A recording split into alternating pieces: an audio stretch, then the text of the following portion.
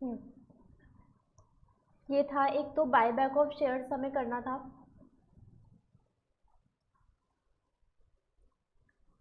एक सेकेंड।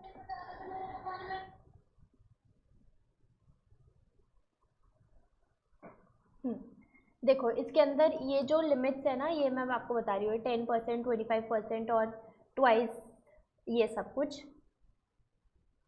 पहले तो दो चीज़ें हैं। क्या क्या? कि हमें रेजोल्यूशन पास करना है बायबैक ऑफ शेयर करने के लिए। हम हमें बोर्ड रेजोल्यूशन कब पास करना है और हमें स्पेशल रेजोल्यूशन कब पास करना है। बोर्ड रेजोल्यूशन तब करेंगे जब 10% of paid up share capital plus reserve ही, हम इतना तक ही अमाउंट हम क्या कर रहे होंगे, बायबैक कर रहे होंगे। मतलब paid up share capital plus free reserve का 10% तक का अमाउंट जो निकलेगा उतना ही अगर हम बायबैक कर रहे हैं तो हमें पास करना है बोर्ड रेजोल्यूशन। लेकिन अगर हम एक्सीड कर रहे हैं amount, exceed 10% of paid up share capital plus free reserve, तो फिर हमें क्या पास करना है, स्पेशल रेजोल्यूशन। ठीक है ना। और हम ये कितना तक कर सकते हैं, मैक्सिमम 25% तक कर सकते हैं। क्या ये पहला 10% वाला पॉइंट समझ में आया? Yes ma'am. ठीक है। उसके बाद ना बायबैक करने के लिए हमारे पास 3 कंडीशंस होती हैं। फिर दूसरा पॉइंट ये है,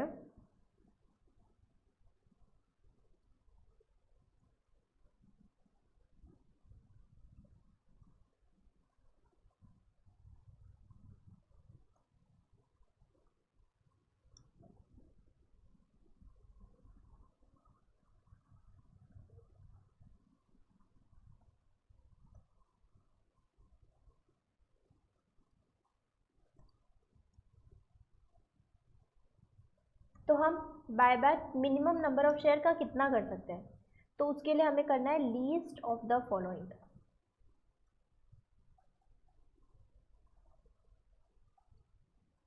first is share outstanding test हम करते हैं। इसका मतलब होता है कि हम एटलीस्ट 25 कम maximum number, sorry, maximum of 25% of number of equity share हम कर सकते हैं। नंबर ऑफ इक्विटी शेयर हम बायबैक कर सकते हैं। सेकंड इज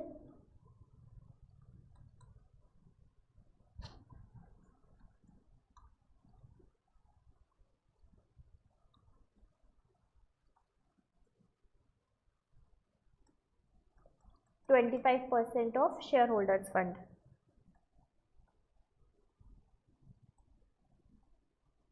ठीक है ना। और शेयर होल्डर फंड का मतलब क्या है, share holder fund is equal to paid up equity capital, paid up preference capital,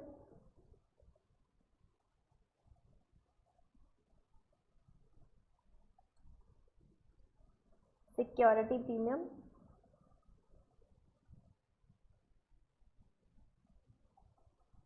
और फ्री रिजर्व। ठीक। और तीसरी कंडीशन हमें बोलती है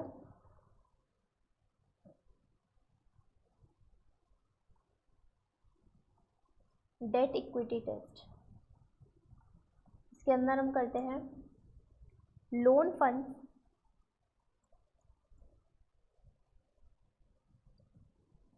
can not exceed twice of share holders fund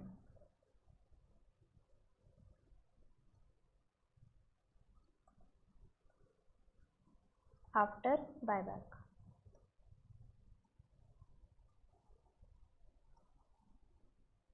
ठीक,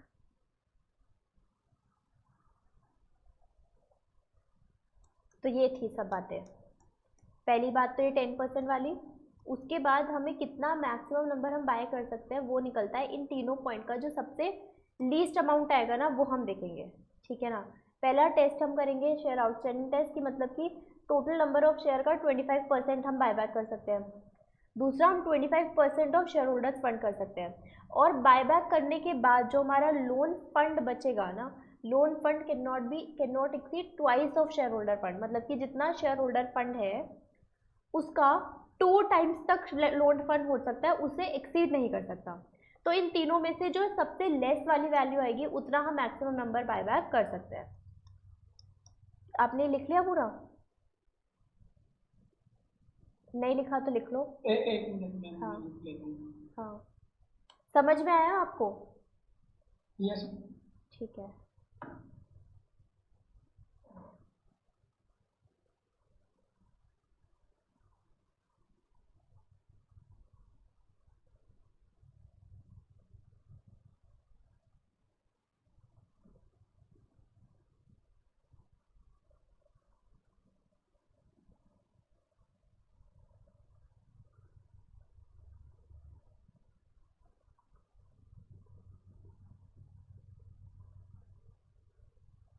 यस मैम, डन।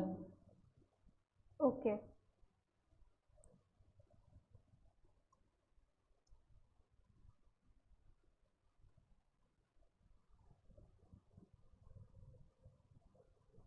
अब हमें नेक्स्ट पढ़ना था यहाँ से।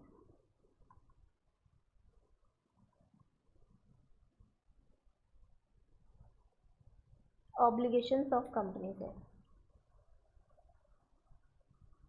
Rule 17 Sub-Rule 10 provides that the company shall ensure that the letter of offer shall contain true, factual, material information and shall not contain any misleading information, and must state the directors of the company accept responsibility for the information obtained in such document। हम क्या बोल रहे हैं कि जो भी information हम letter of offer में देंगे वो करेक्ट होनी चाहिए, ट्रू होनी चाहिए, फैक्ट्स पर डिपेंड करनी चाहिए, मटेरियल इन्फॉर्मेशन होनी चाहिए, उसके अंदर कोई मिसलीडिंग इन्फॉर्मेशन नहीं होनी चाहिए।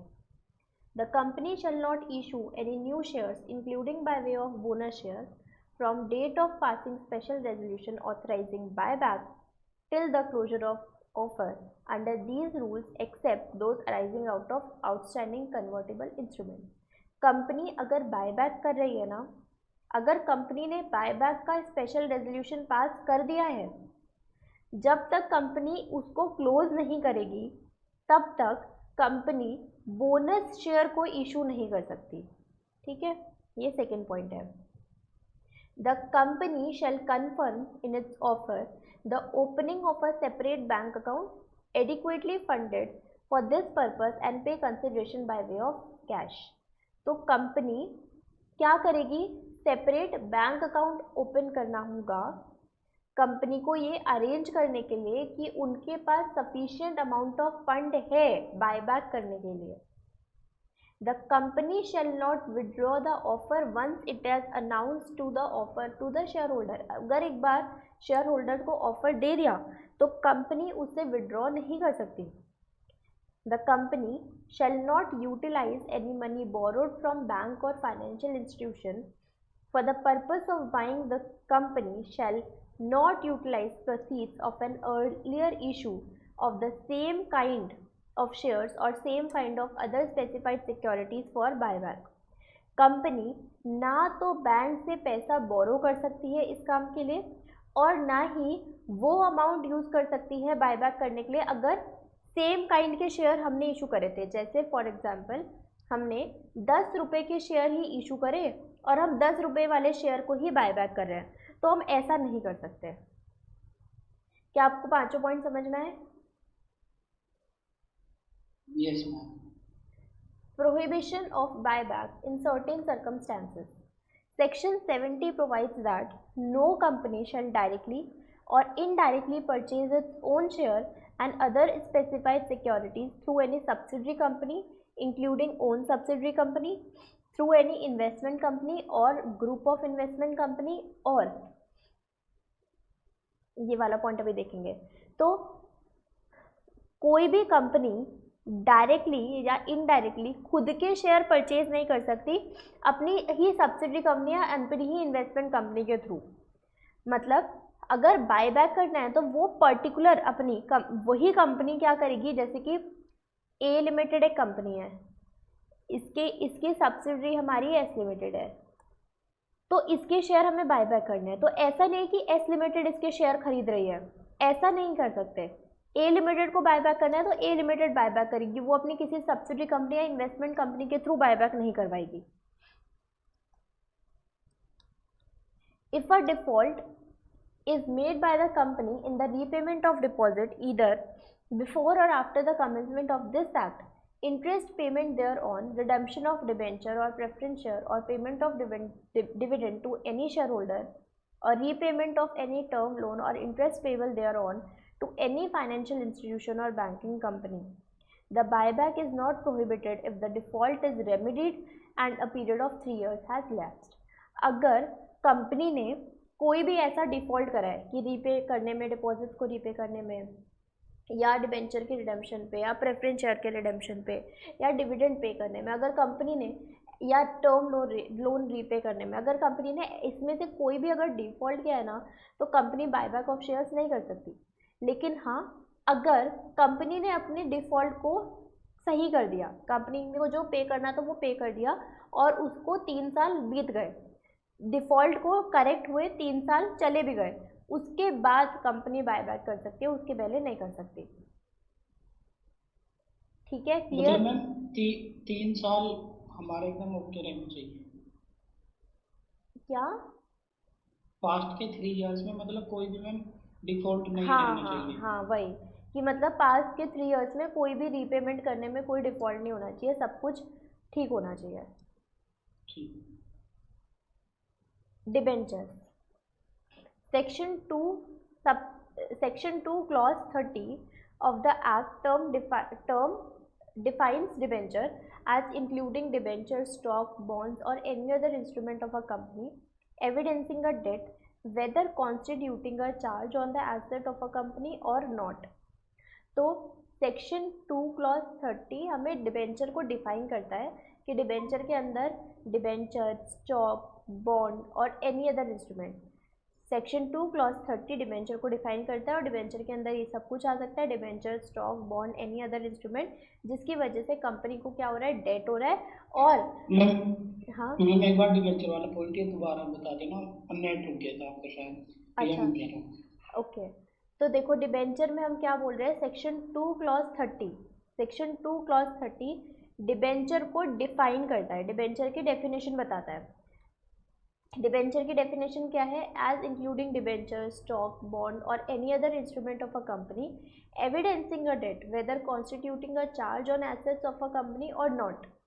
तो डिबेंचर के अंदर वो सारे इंस्ट्रूमेंट्स आ सकते हैं जिसकी वजह से कंपनी ने डेट लिया है, ठीक है, और चार्ज हो भी सकता है और नहीं भी हो सकता है। चार्ज का मतलब क्या होता है, चार्ज का मतलब होता है कि हमने जो लोन लिया था सपोज, उसके बदले में कोई एसेट हमने रखा है, ठीक है ना, ऐसा होता है ना, बैंक से लोन लेते हैं तो हम घर के पेपर या किसी चीज़, किसी एसेट को हम बैंक के पास रख देते हैं, तो वो होता है चार्ज, ठीक।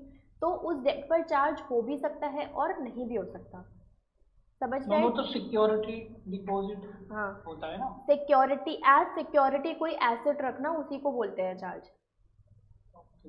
हाँ, मॉर्टगेज जो होता है, मॉर्टगेज भी चार्ज के अंदर आता है कि एज सिक्योरिटी कोई एसेट रखना वहाँ पर। Section 44 provides that debenture shall be movable property transferable in the manner provided in the articles of the company. तो डिबेंचर क्या होती है, मूवेबल प्रॉपर्टी होती है, मतलब कि हम ट्रांसफ़र कर सकते हैं, डिबेंचर होल्डर एक से दूसरे पर के पास जा सकता है। Section 71 subsection 1 of the act provides that a company may issue debenture with an option to convert such debenture into share.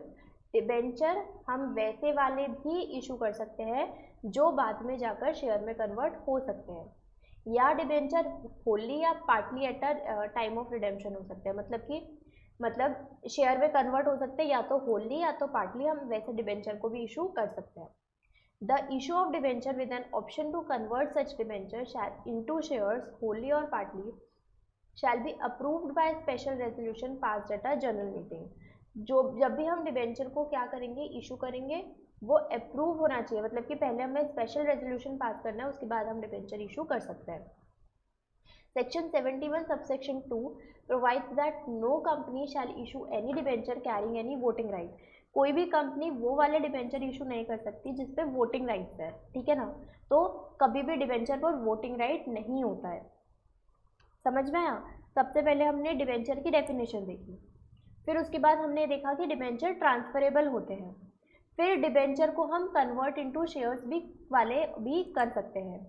Debenture को इशू करने के लिए स्पेशल रेजोल्यूशन पास करना होता है और डिबेंचर कभी भी वोटिंग राइट्स वाले नहीं होते। क्लियर यहाँ तक? यस। Secure debenture.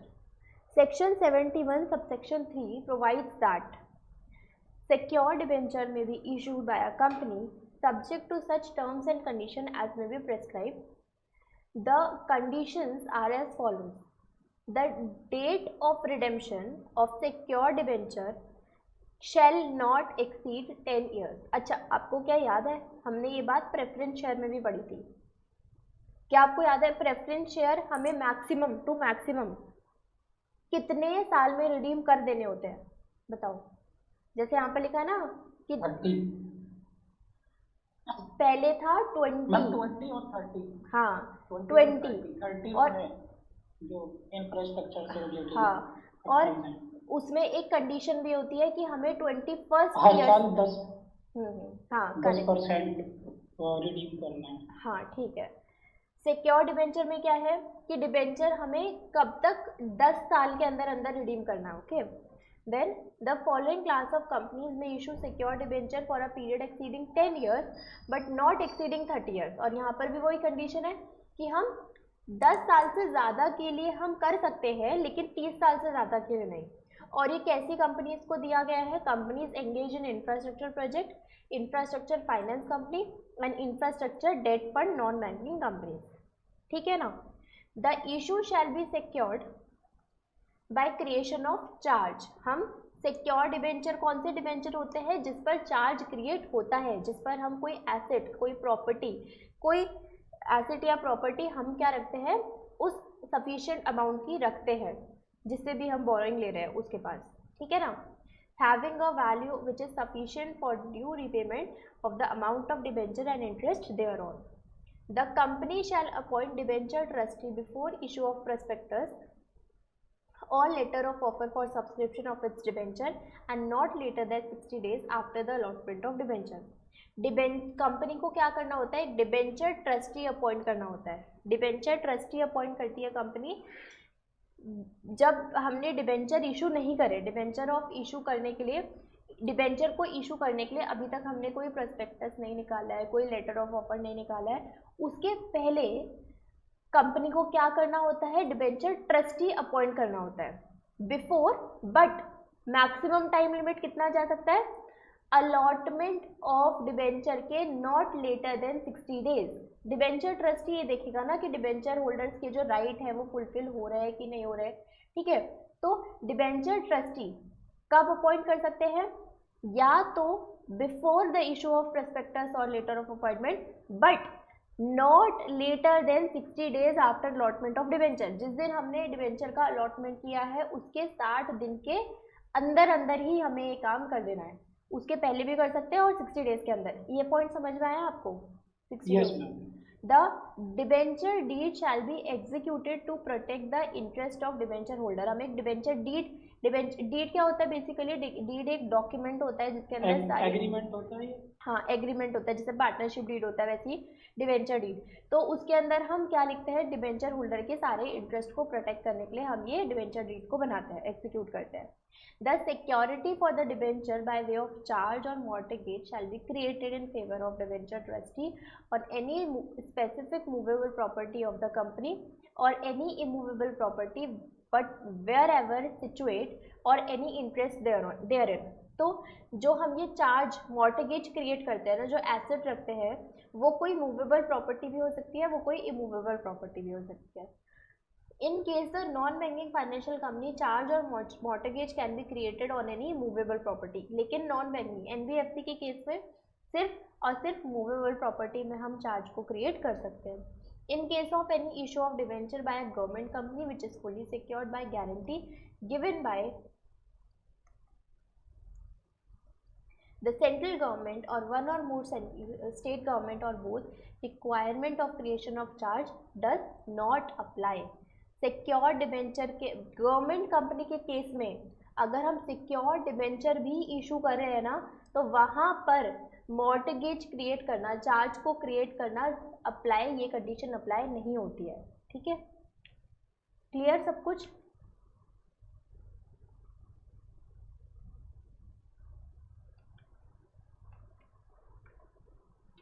आतिफ बता दो एक बार, कोई देख लो, कोई डाउट पाउट यहाँ तक? हेलो हेलो आवाज आ रही है आतिफ? मैम लास्ट वाला पॉइंट एक बार दोबारा बता दो. गवर्नमेंट कंपनी वाला. हेलो, आवाज आ रही है? Hello. Yes ma'am, yes ma'am. हाँ, गवर्नमेंट कंपनी ये वाला point. Yes ma'am, government company वाला. अच्छा, सेंट्रल गवर्नमेंट वाला.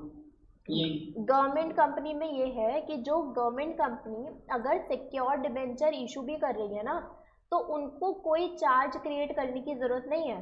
In case of any issue of debenture by government company which is fully secured by the guarantee given by the central government और one और more state government, the requirement of creation of charge shall not apply. यहाँ पर charge create करने की जरूरत नहीं है government company के केस में.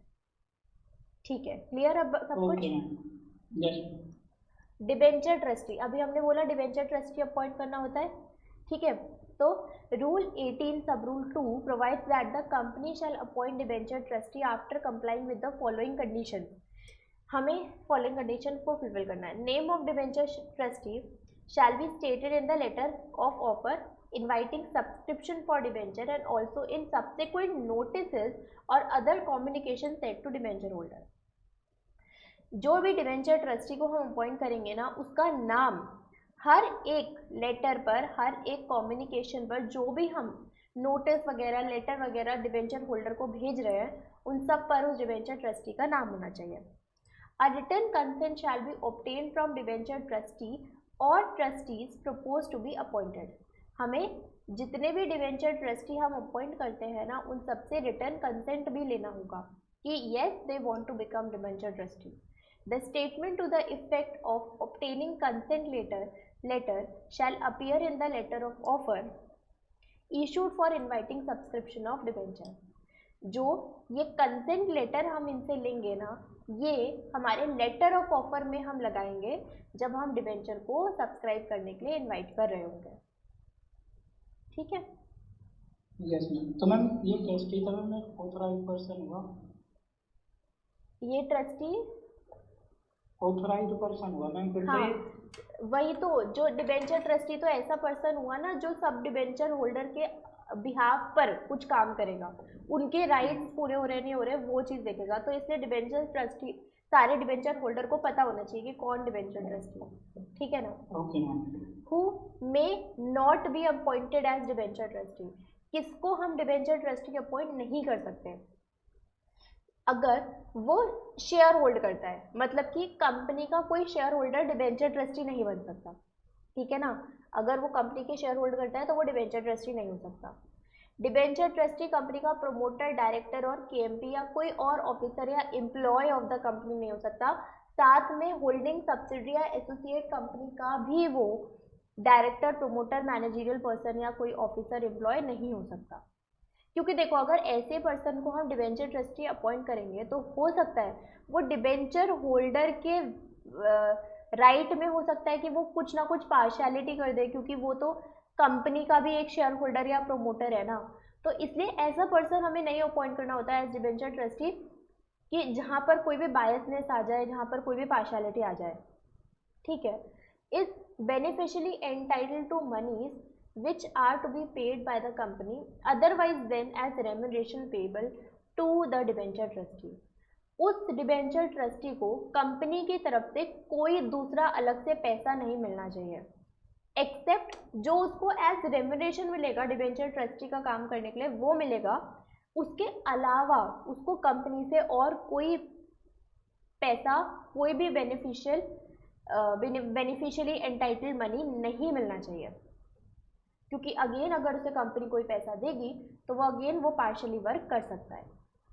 Is indebted to the company or its subsidiary or its holding or associate or subsidiary of such holding company।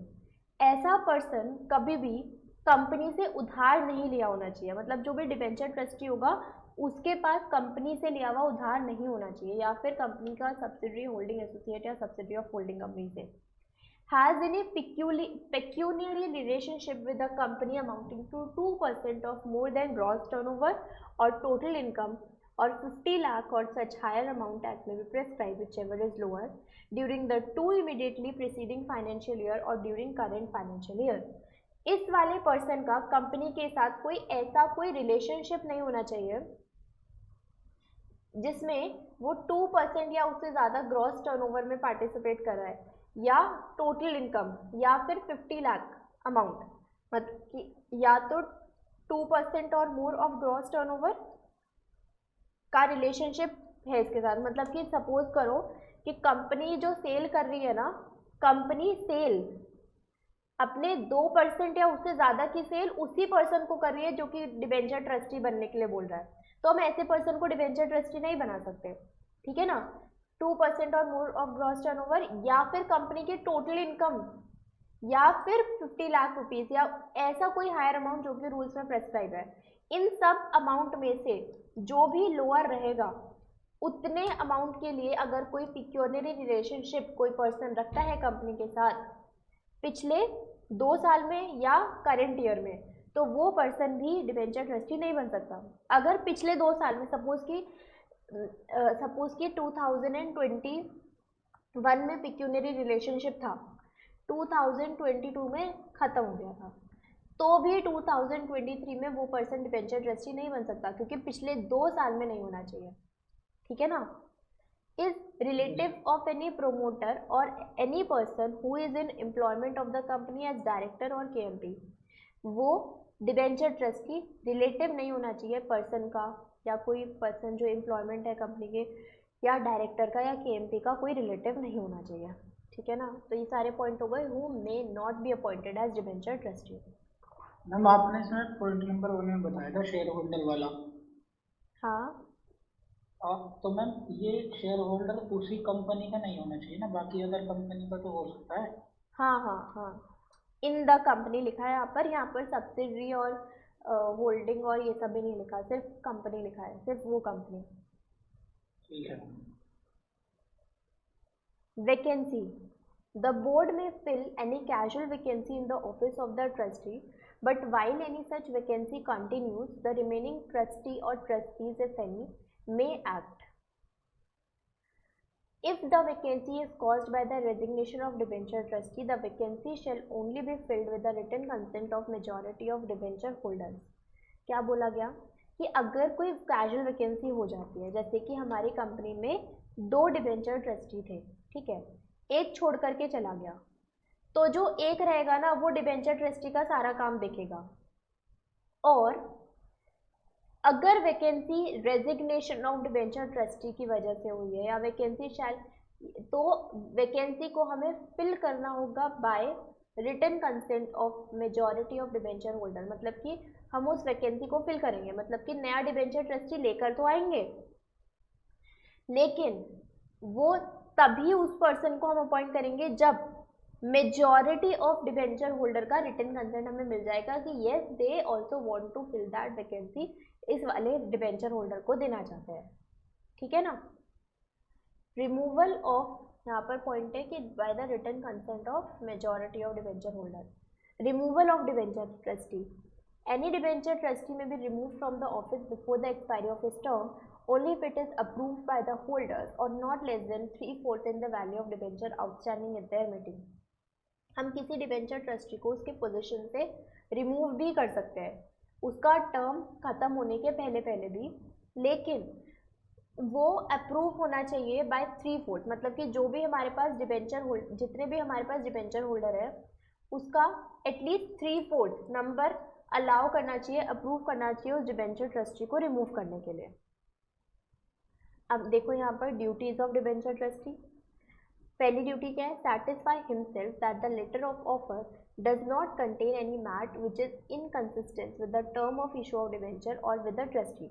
सबसे पहला काम डिबेंचर ट्रस्टी का तो ये देखना रहेगा कि जो हमने लेटर ऑफ ऑफर निकाला है डिबेंचर होल्डर को देने के लिए, उसके अंदर कोई भी matter, contain any matter which is inconsistent, कोई भी ऐसा मैटर नहीं होना चाहिए जो कि इनकंसिस्टेंट है, मतलब कि कुछ गलत दिखा दे कि एक्चुअल में कुछ और है और उसमें लिखा कुछ और है, ऐसा नहीं होना चाहिए। Satisfy himself that covenants in the trust deed are not prejudicial to the interest of debenture holder. जो भी बातें हम ट्रस्ट डीड के अंदर लिखेंगे वो उसकी वजह से डिबेंचर होल्डर के इंटरेस्ट पर कोई फर्क नहीं पड़ना चाहिए। Calls of for periodical status and periodical reports from the company, वो debenture trustee time to time reports मांगेगा कंपनी से। Communicate promptly to the debenture holders default, if any, with regard to the payment of interest or debenture redemption of debenture and action taken by trustee therefore। जो ये debenture trustee रहेगा ये check करेगा कि company interest पे करने में या रिडेम्पशन ऑफ डिबेंचर के लिए कोई डिफ़ॉल्ट तो नहीं कर रही है, ठीक है। Appoint a nominee director on the board of the company in the event of 2 consecutive defaults in payment of interest of debenture or default in creation of security for debenture or default in redemption of debenture। अगर company ने 2 बार लगातार interest पे करने के लिए default कर दिया या कंपनी ने सिक्योरिटी कोई चार्ज क्रिएट करना था वो नहीं क्रिएट करा है या फिर रिडेम्पशन ऑफ डिबेंचर में डिफ़ॉल्ट कर दिया है, तो उस डिबेंचर ट्रस्टी को पावर दी जाएगी डायरेक्टर, नॉमिनी डायरेक्टर अपॉइंट करने के लिए बोर्ड में, मतलब बोर्ड ऑफ डायरेक्टर्स में जो नॉमिनी डायरेक्टर रहेगा उसको अपॉइंट करने के लिए इसको पावर दी जाएगी। बताओ समझ में आया ये point? Yes ma'am. Ensure that company does not commit any breach of terms of issue of debenture or convenience of trust deed or take reasonable steps for the remedy।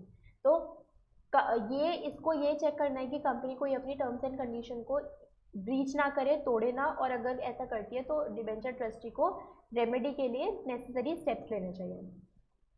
Inform debenture holder immediately of any breach of the terms. अगर इसको कोई भी किसी terms के breach का पता लगता है तो वो डिबेंचर होल्डर को इन्फॉर्म करेगा इमीडिएटली।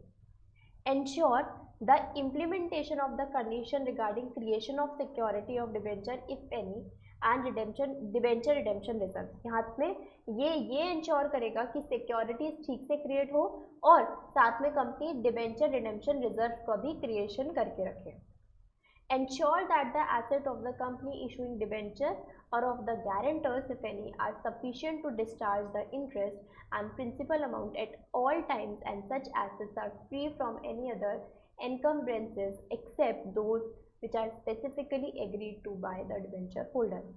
साथ में डिबेंचर ट्रस्टी ये भी चेक करता रहेगा कि कंपनी के पास एक सफिशिएंट अमाउंट होना चाहिए डिबेंचर के प्रिंसिपल अमाउंट को और डिबेंचर के इंटरेस्ट को पे करने के लिए।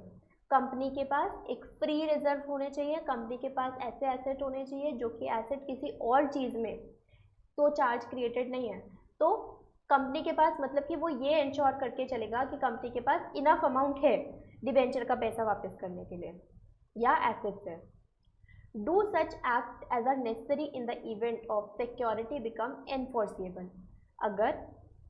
अगर event of security becomes enforceable, अगर ऐसा होता है कि जो सिक्योरिटी एज सिक्योरिटी रखा हुआ है वो उसमें वो राइट एनफोर्सेबल बन जाए डिबेंचर होल्डर के लिए, तो उसमें जो भी नेसेसरी स्टेप्स होंगे वो डिबेंचर ट्रस्टी को लेने चाहिए।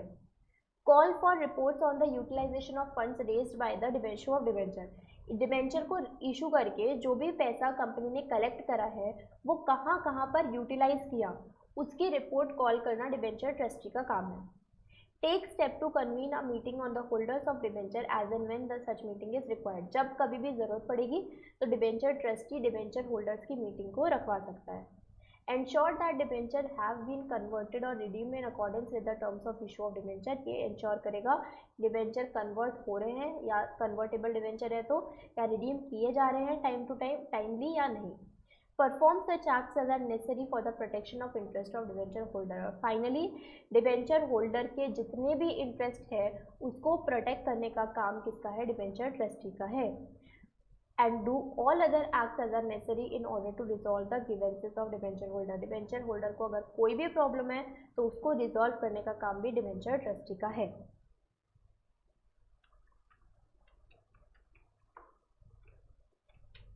क्लियर, डन यहाँ तक? Yes ma'am. मैम कंपनियां इसमें तो मैम बहुत करप्शन करती होंगे। करप्शन मतलब कैसे? डिबेंचर ट्रस्टी को तो अपॉइंट इसलिए किया गया ना ताकि कोई डिबेंचर होल्डर से रिलेटेड गलत ना हो, है ना। तो डिबेंचर ट्रस्टी का तो काम ही है कि ये देखना कि गलत ना हो। बाकी लॉ के अपने लूप होल्स भी होते हैं, बहुत सारी चीज़ें ऐसी होती है जिसको निकाल करके कुछ ना कुछ गलत कर ही लेते हैं लोग। मीटिंग ऑफ डिबेंचर होल्डर, तभी हमारे पास लॉ भी बनता है। अगर कोई लॉ में लूप होल होता है फिर उसको लूप होल को ढूंढ करके कोई ना कोई गलत कर देता है, फिर उसके बाद क्या होगा, वो केस जाएगा कोर्ट में और फिर उसके बाद क्या होगा, एक नया लॉ आ जाएगा बन करके उस चीज़ को प्रिवेंट करने के लिए, है ना। तो इसी तरीके से लॉ आगे और बनता चला जाता है। Meeting of debenture holder, rule 18 सब rule 4 provides that a meeting, but वो लॉ आने में, वो एक नया एक्ट आने में या अमेंडमेंट आने में बहुत टाइम लग जाता है। Meeting of debenture holder, rule 18 सब rule 4 provides that the meeting of all debenture holder shall be convened by the debenture trustees on requisition in writing signed by debenture holder holding at least holding at least 1/10 in value of the debentures for the time being outstanding। तो हम meeting कब बुलाएंगे debenture holder की? तब बुलाएंगे जब requisition in writing signed by debenture holder at least 1/10 in value of debenture of the time being outstanding। जब जो भी हमारा टोटल वैल्यू ऑफ डिबेंचर है उसके 10% लोग साइन करें मीटिंग को बुलाने के लिए, या फिर ऐसा कोई इवेंट हो जाए कि डिफॉल्ट हुआ है या ब्रीच हुआ है डिबेंचर होल्डर के इंटरेस्ट में, तो हम मीटिंग बुलाएंगे। इन दो केसेस में मीटिंग बुलाई जा सकती है, जब टोटल वैल्यू ऑफ डिबेंचर के 1/10 मेंबर ये चाहते हैं, उन्होंने रिक्विजिशन दिया इन राइटिंग, या फिर अगर डिबेंचर होल्डर के पास कोई ब्रीच या डिफॉल्ट क्रिएट होता है तब हम मीटिंग को कॉल करते हैं। Debenture redemption reserve provides where the debenture are issued by the company shall create debenture redemption reserve। This reserve shall be formed out of profits of the company available for payment of dividend।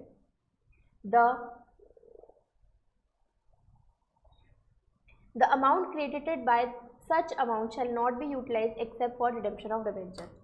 हम debenture redemption reserve create करके चलते हैं क्योंकि हमें पता है कि 10 साल के बाद हमें डिबेंचर को रिडीम करना है, तो जो भी प्रिंसिपल अमाउंट रहता है वो हम पे बैक करते हैं। तो उसके लिए ना कंपनी को डिबेंचर रिडेम्पशन रिजर्व क्रिएट करना होता है। और ये रिजर्व कहाँ से क्रिएट होता है? जो प्रॉफिट कंपनी कमाती है जिससे डिविडेंड भी देती है कंपनी, वो वाला प्रॉफिट से हम डिबेंचर रिडेम्पशन रिजर्व क्रिएट करते हैं। और डिबेंचर रिडेम्पशन क्रिएट करने के लिए जो भी पैसा हमने उस रिजर्व में डाला है, फिर उसके बाद वो पैसा किसी और काम के लिए हम यूटिलाइज नहीं कर सकते, सिर्फ और सिर्फ रिडेम्पशन ऑफ डिबेंचर के लिए ही यूटिलाइज किया जाएगा।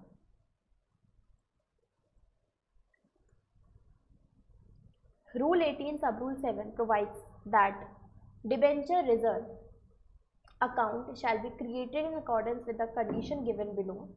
डिबेंचर रिजर्व हम इन कंडीशन के साथ क्रिएट करते हैं। Debenture redemption reserve created out of वो वाले प्रॉफिट से बनता है जो कि प्रॉफिट से हम डिविडेंड भी डिस्ट्रीब्यूट करते हैं। The company shall create, company को क्रिएट करना ही होता है debenture redemption reserve. Every company required to create debenture redemption reserve shall, और before the 30th April day of April in each year. हमें हर साल के 30th अप्रैल से पहले, फाइनेंशियल ईयर शुरू होता है 1 अप्रैल से, हमें हर साल के 30th अप्रैल से पहले ये रिजर्व क्रिएट कर लेना होता है। इन्वेस्ट और डिपॉजिट एज अ केस में भी sum which is not less than 15% of the amount of debenture maturing during the year ending on 31st day of March of the next year in any one of the following methods namely। क्या बोला गया यहाँ पर, ये condition ध्यान में रखोगे, ये वाला पॉइंट, कि सबसे पहली बात हमें 30 अप्रैल तक रिजर्व क्रिएट कर लेना है, और रिजर्व में एटलीस्ट कितना अमाउंट होना चाहिए कि हमारे नेक्स्ट ईयर के 31 मार्च तक, नॉट दिस ईयर, अगले साल के 31 मार्च तक जितना पैसा डिबेंचर का मैच्योर हो रहा है, मतलब कि हमें तब तक हमें जितना भी डिबेंचर को रिडीम करना होगा उसका 15% एटलीस्ट हमारे डिबेंचर रिडेम्पशन रिजर्व में होना ही चाहिए। ठीक, हम कैसे क्रिएट करते हैं, या तो हम किसी शेड्यूल बैंक में ये पैसा डिपॉजिट करके रखें, या फिर किसी गवर्नमेंट की सिक्योरिटीज़ में हम डाल के रख सकते हैं, या फिर ऐसी सिक्योरिटीज़ में डाल के रख सकते हैं जो कि इंडियन ट्रस्ट एक्ट 1882 में स्पेसिफाइड है सेक्शन 20 में, या ऐसे बॉन्ड में हम डाल सकते हैं जो कि इंडियन ट्रस्ट एक्ट 1882 में नोटिफाई किए गए हैं। द अमाउंट इन्वेस्टेड और deposited as above shall not be use for any other purpose for redemption of, और ये वाला पैसा हम किसी और काम के लिए यूज़ नहीं कर सकते, सिर्फ और सिर्फ रिडेम्पशन ऑफ डिबेंचर के लिए ही यूज़ कर सकते हैं। Provided the amount remaining invested deposited as the case में भी shall not fall below 15% of the amount debenture maturing during the year. किसी भी पॉइंट ऑफ टाइम में, ईयर के किसी भी पॉइंट ऑफ टाइम में ये पैसा 15% से कम नहीं होना चाहिए। अगर हमने यूटिलाइज कर भी लिया है डिबेंचर को रिडीम करने के लिए, तो हमें वापस से उतना अमाउंट इसमें डालना होगा, एटलीस्ट 50% रहना चाहिए, इससे कम नहीं होना चाहिए। In case of partly convertible debenture, debenture redemption reserve shall be created in respect of non-convertible portion of debenture issued by accordance with the sub rule। तो अगर हमारे डिबेंचर सपोज कन्वर्टेबल डिबेंचर है, मतलब कि डिबेंचर ना एक time के बाद शेयर में कन्वर्ट हो जाएंगे, तो जो अमाउंट, जो जितना डिबेंचर हमारा नॉन कन्वर्टेबल रहेगा ना, उतने अमाउंट के लिए हमें रिडेम्पशन रिजर्व क्रिएट करना होगा। The amount credited to debenture redemption reserve shall not be utilized by the company except for the purpose of redemption of debenture। और किसी पर्पस के लिए हम यूज नहीं कर सकते। बताओ किसी पॉइंट में कोई डाउट है, कुछ समझ में नहीं आया? नहीं मैम सही है मैम। ये 15% जो है ये हम बिगिनिंग में ही मेंटेन करेंगे हर साल? हाँ, ये वाला अमाउंट हमें 30th अप्रैल तक मेंटेन कर लेना है, और ना मेंटेन करके ही चलना है। फिर ऐसा साल भर में किसी भी पॉइंट में नहीं होना चाहिए कि वो इस 15% से कम हो जाए, वो हमेशा एटलीस्ट 15% रहना चाहिए। Okay ma'am. मतलब ऐसा हो सकता है ना कि सपोज हमारे जो नेक्स्ट ईयर के 31 मार्च तक जो डिबेंचर मेच्योर हो रहे थे उनकी वैल्यू थी सपोज 10 लाख रुपए, ठीक है, तो इसका 15% हम लेकर के चलेंगे। 30th अप्रैल को हम इन्वेस्ट कर देंगे, मतलब कि रिजर्व में क्रिएट कर देंगे 1,50,000 रुपये, है ना, वो हम कहाँ डाल देंगे, इस डेट तक रिजर्व में डाल देंगे। अब इसके बाद क्या हुआ, थोड़े ही टाइम के बाद, इसी 2-3 महीने के बाद हमारे 10 लाख में से सपोज करो 2 लाख के डिबेंचर हो गए रिडीम। तो सपोज करो 2 लाख नहीं, हमने 50,000 रुपये यूज़ कर लिए डिबेंचर को रिडीम करने के लिए, तो हमने सोचा हमने इसी वाले फंड से हमने वो पैसा निकाल करके रिडीम कर दिया, तो फिर हमारे पास रिडेम्पशन रिजर्व में कितना पैसा रह गया था, 1 लाख रुपये रह गया था, है ना, और इसमें से भी 50,000 कम हो गया था, तो अब रह गए 9,50,000। तो अब 9,50,000 का जो भी 15% आएगा उतना हमें मेंटेन करके चलना है, 15% से कम नहीं होना चाहिए।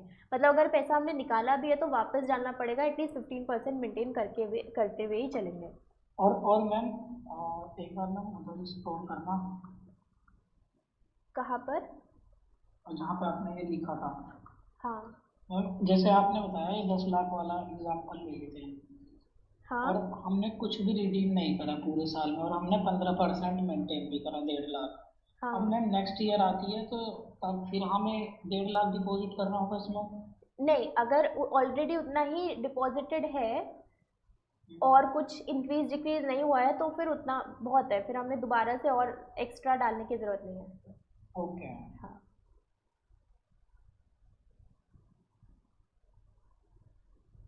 एक सेकेंड।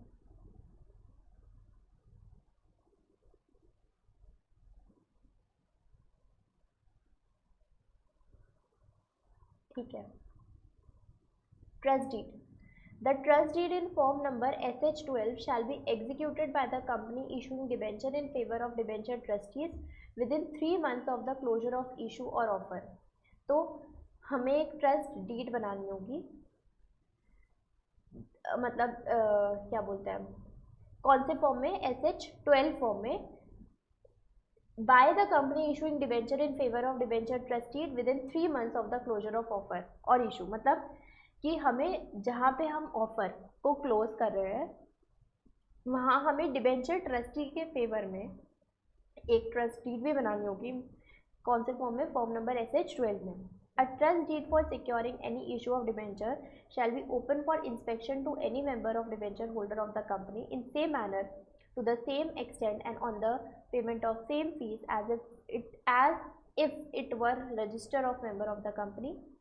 हम जो ट्रस्ट डीड प्रिपेयर करेंगे वो हर टाइम पर हर मेंबर के लिए ओपन फॉर इंस्पेक्शन रहना चाहिए, वो कभी भी आकर के चेक कर सकते हैं एक अमाउंट ऑफ फीस पे करके। ठीक है, जैसे कि हम बाकी रजिस्टर ऑफ मेंबर होता है हमारा, जैसे कि वो ओपन फॉर इंस्पेक्शन रहता है वैसे ही ये भी ओपन फॉर इंस्पेक्शन रहेगा। A copy of trust deed shall be forwarded to any member or debenture holder of the company at his request within 7 days। अगर कोई मेंबर, अगर कोई डिबेंचर होल्डर चाहता है ट्रस्ट डीड को अपने पास मंगवाना तो वो मंगवा सकता है, और कंपनी को 7 डेज के अंदर अंदर फॉरवर्ड भी करना होगा, जो भी वो फीस रहेगी वो डिबेंचर होल्डर को पे करनी होगी। ठीक है। Liability of debenture trustee. Debenture trustee की क्या लाइबिलिटी होती है? Section 71 subsection 7। Section 71 subsection 7 provides that any provision contained in trust deed or in any contract with the debenture holder secured by the trust deed shall be void in so far as it would have effect of exempting a trustee from or indemnifying him against the liability for breach of trust।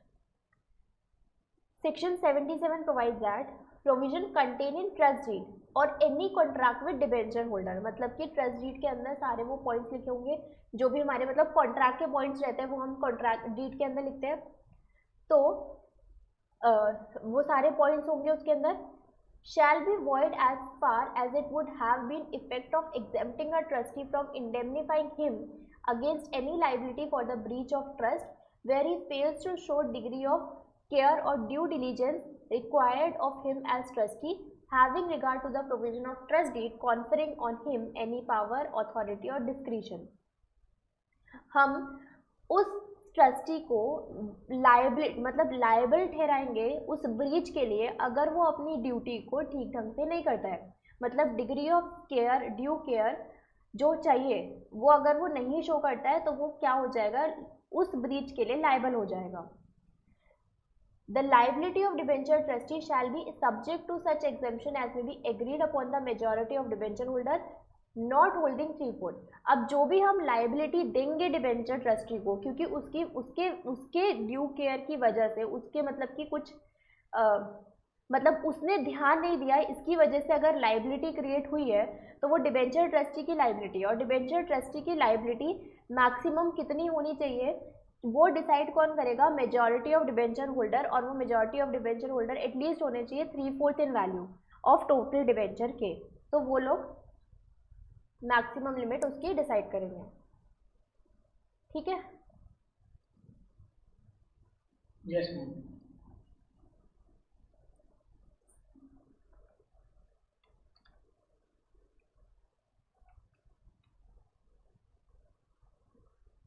ठीक है, तो क्या हम बाकी का next class में करें? Okay. ठीक है। Thank you. ओके, सुबह वाली रिकॉर्डिंग आप देख लेना। हाँ मैम, मैं देख लूँगा अभी थोड़ी देर बाद। ठीक है, ओके।